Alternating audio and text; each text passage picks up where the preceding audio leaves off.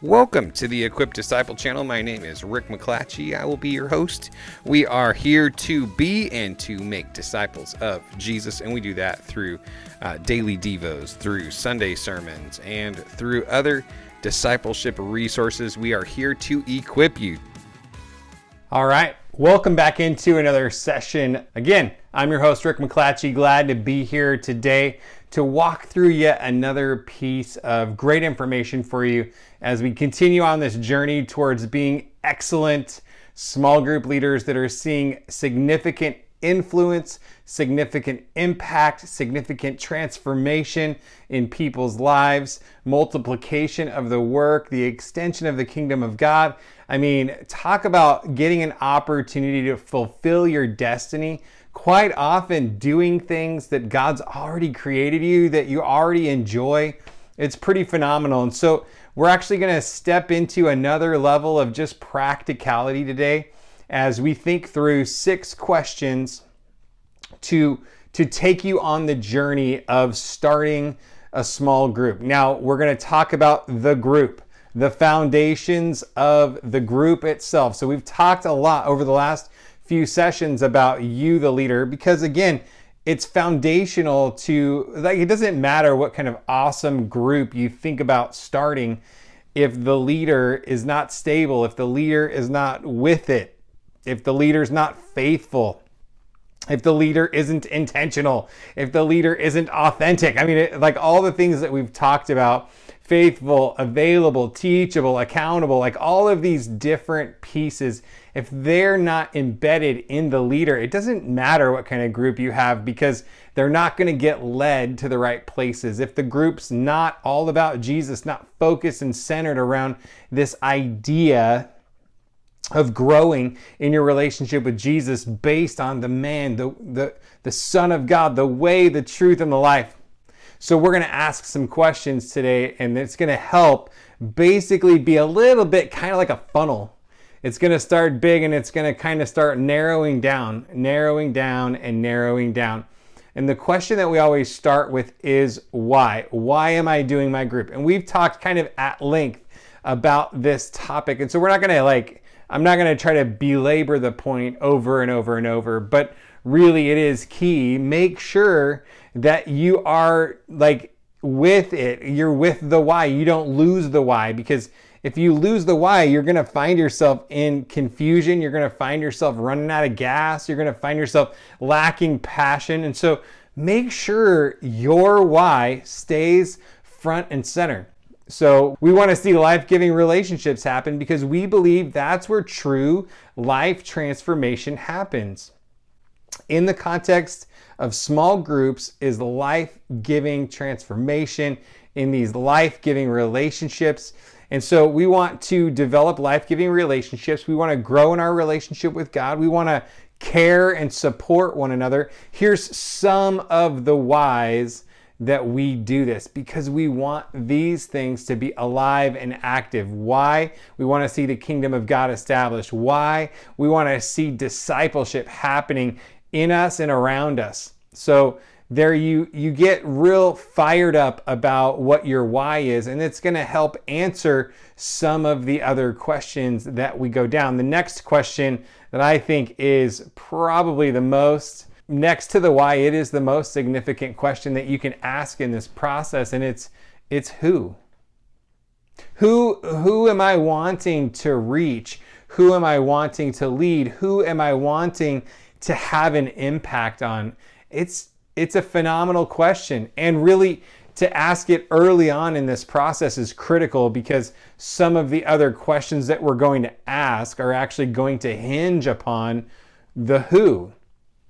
For example, if your who is freshman, sophomore, and junior high school boys, well, some of those guys can drive. Some of those guys cannot drive. And so most of them are in school all day. So you want to make sure that your when matches their schedule. You want to make sure that your where matches their accessibility. Then it's going to affect your how, because you're going to have to work with parents. You're going to have to connect with them.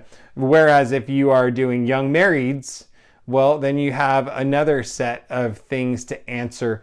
Or if you have young families and you have kids, you got to figure out childcare, family-friendly environment. You got all different kinds of questions that you need to answer, but it all starts with the who, the age, the gender, the demographic, Christian, non-Christian.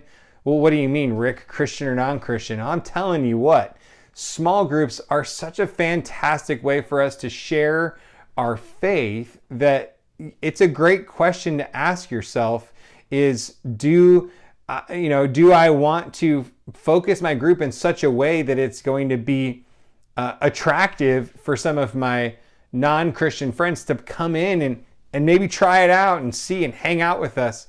And so that's one of the questions that you kind of want to ask as you think about your who. Now, the next thing we're going to talk about now that we have established our who is we're going to talk about what. What is it that we're going to do? What is our activity? What's the glue? What's the hook? What's the common ground? The things that we've kind of talked about in some previous sessions. Now it's beginning to kind of come together in this conglomeration of things. And so think about the what am I about? And then what activity is our group going to be about? So we've already done a lot of the kind of the soul searching, the reflection. What am I passionate about? My life experiences, my life pain that I've been through. What's God got in store in the midst of all of that? What kind of an activity? Well, man, I was raised, I always played soccer. I love soccer. Awesome. Maybe you should have a soccer group and you want to reach, 18 to 27-year-old young men or, whatever, or co-ed or whatever. And then you have your who and you have your what.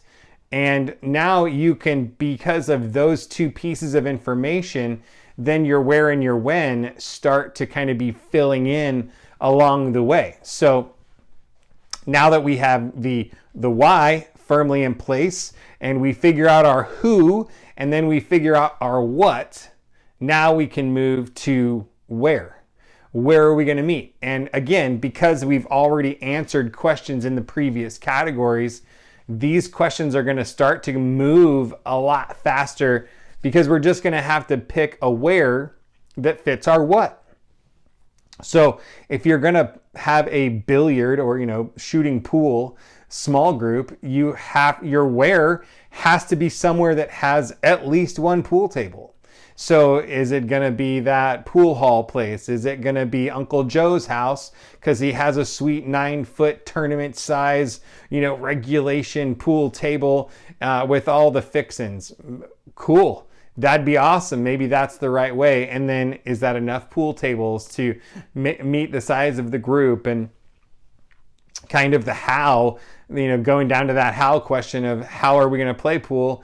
Are we all going to try to play pool at the same time? Are we going to do, tournaments?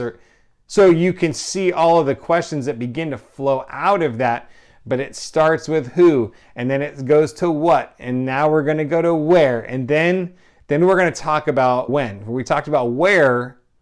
Is it going to be in a coffee shop? Is it going to be at the church? Is it going to be in your house? Is it going to be house to house to house? Is it going to rotate meeting by meeting? Is that going to be a problem? Is it going to be in a bowling alley? Is it going to be in a library? Is it going to be, obviously you can have a group in a park or, the opportunities, the options, the possibilities are endless. So it all dictates based on the who and the what, then tell you more effectively your where. Where should we have the group? And then once we figure out the where, that might actually dictate the when. Because if it's a pool hall and you have to schedule it, you have to go according to when they're open, to when they close, and when they have tables available, when you can reserve it, all that kind of stuff. So just having to think through the practicalities. So for example, I've talked about my Friday morning group that I lead. Well, we have to meet when the coffee shop is open. And so we do. And that's what we do. So it dictates a little bit of our when we have to go when the coffee shop's open. They don't open until 6 o'clock in the morning. Guess what? We're not meeting at 5:30. So we're going to meet at 6 and we're going to meet for an hour. We're going to go. Okay. So You got the why, you got the who, you got the the what, you got the where, you got the when, and then we talk about the how, which is really just kind of the nitty-gritty details of nailing down all the things that need to happen. Again, if you're doing a Bible study or if you're doing a book study, if you're doing a book club, how are people going to get the book? And is there a way for us to get the book for free? Or how do we help people that want to be in the group but can't afford it? I mean, on and on and on. We have all of these questions that we can answer that help really narrow down kind of this funnel until we get the idea of our group, to where we could print out a little invite card and say, hey, this is what it is, this is where it is, this is when it is, and this is how it is. So come and join me. And now we have essentially a small group ready to launch. And it all just starts with these 6 simple questions that we walk through. And that's how this party gets started. Why, who, what, where, when, and how.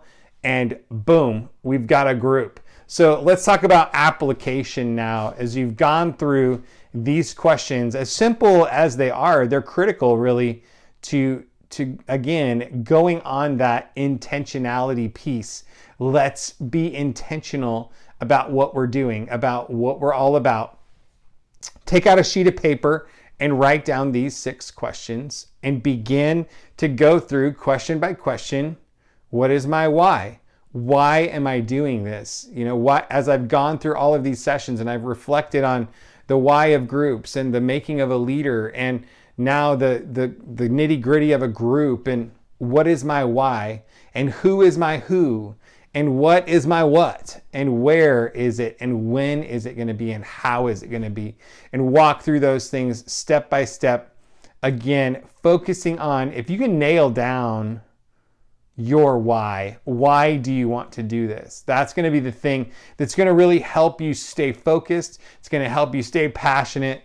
And I hope these 6 questions and that little bit of application can really stir your heart to begin to see what God might want to do through you as you take this step. Because again, we're not just trying to present good, helpful information in this course. The goal really is to activate you, to get you going. I would actually love it if you get a group going that you share with me. You send me a picture, take a selfie in the group and send me a picture of your group that's meeting. I'd love to begin to see the fruit of the work that we're doing here together, to see, again, the kingdom of God expanded, to see lives changed. So with that, God bless you. I will catch you in the next session.